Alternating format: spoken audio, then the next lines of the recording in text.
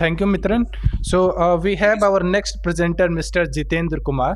So the topic of research for Mr. Jitendra is zero-day malware classification and detection using machine learning.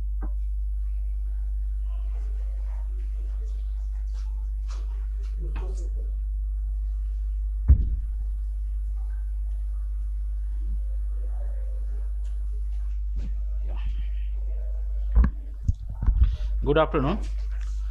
My name is Jitendra Kumar and I am presenting zero-day malware classification and detection using machine learning, and along with my co-author Dr. Balaji Rajendran and Dr. S.D. Sudarshan.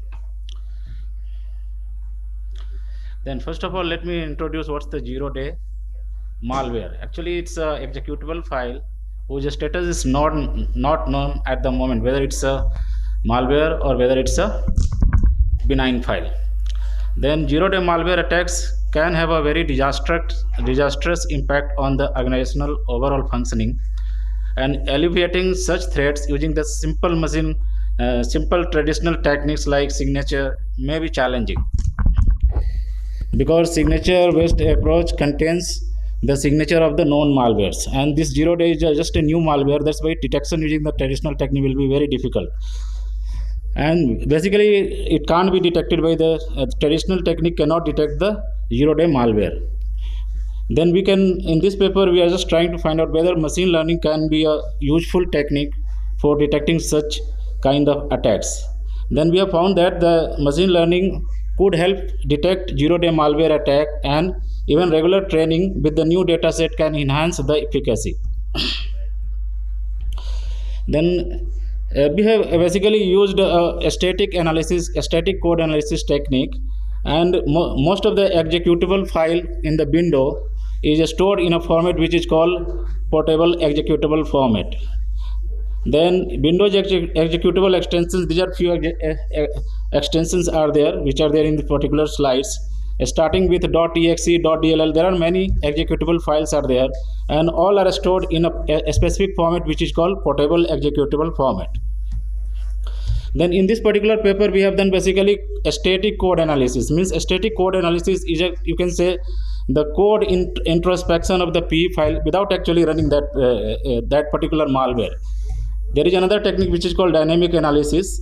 That's a different totally different idea, in which basically you run the malware in a sandbox, because in the very controlled environment, and then based on the log generated you create the machine learning model. But in this case we have used the static code analysis, and we have used PE file. It's a Python library which basically does the static code analysis of the window executable file.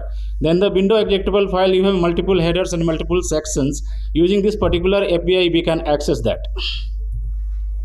In the case of proposed idea, we have used a static code analysis technique to generate features from the data sets containing malware and benign files.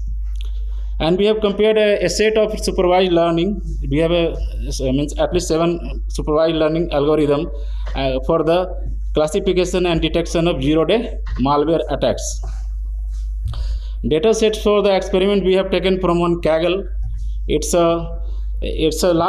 contains a large set of database, and because the data sets were unbalanced, that's why we did certain refinement. At last we have used 41323 malware and 41232 benign files. Means here in this case data sets are balanced, and we built the model by using decision tree, random forest, AdaBoost, gradient boosting, Gaussian naive Bayes algorithm, support vector machine, and logistic regression in our experiment.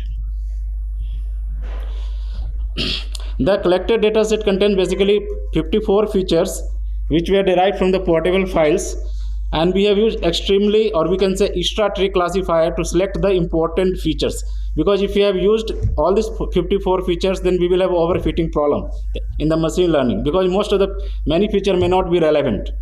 Then at last this extra tree classifier identified 14 important feature for the experiment, which is listed in the next slide. Means out of 54 we found that these many features were actually important and which were relevant for this zero-day malware classification task. And extra tree classifier has given the importance scores also, and you can see in this slide in the decreasing order.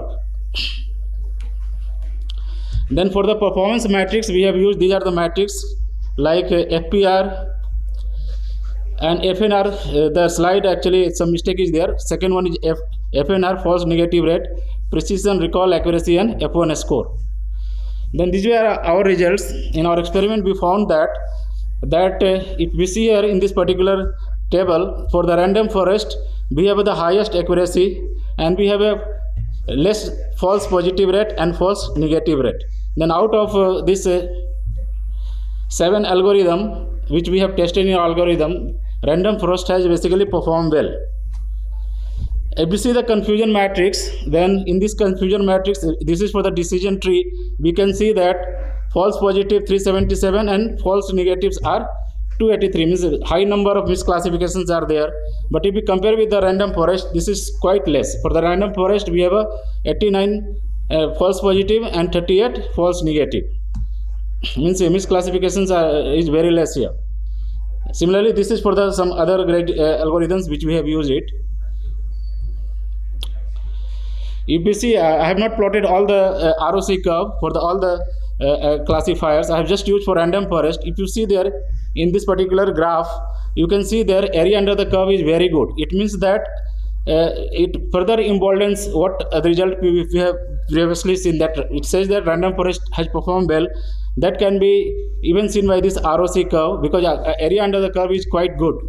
And if you see the numeral value, in this numeral value also you can see that random forest has highest score, area under the curve.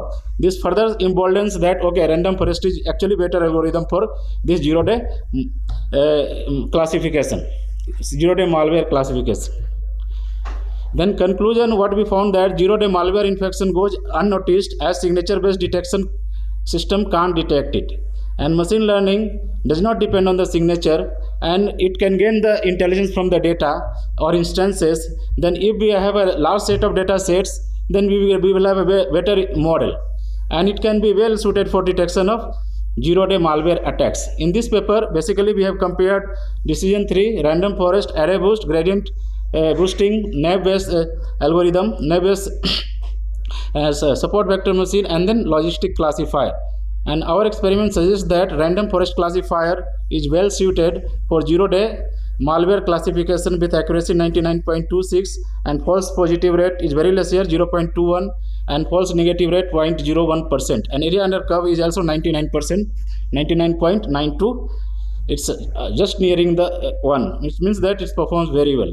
Then our result shows that machine learning can be a very helpful tool for detecting 0-day malware attack if trained regularly with the new data set. Because if you are not training with a new data set, then for the latest pattern we will not get in our model. That's why training with the new data set is very much important for any kind of machine learning. Its regular training is required. Something which is not mentioned in this paper, we have actually tried with the deep learning model also. We found that for this particular task, actually deep learning is a overkill, because deep learning model, I have found that for the normal deep learning model, class accuracy was so 91%. Then normal classification technique actually basically works well, and in that random forest is the one of the best algorithm. Even previous author also found that random forest was good for that ransomware attack. And then that's it. These are some references, and then thank you. Any question?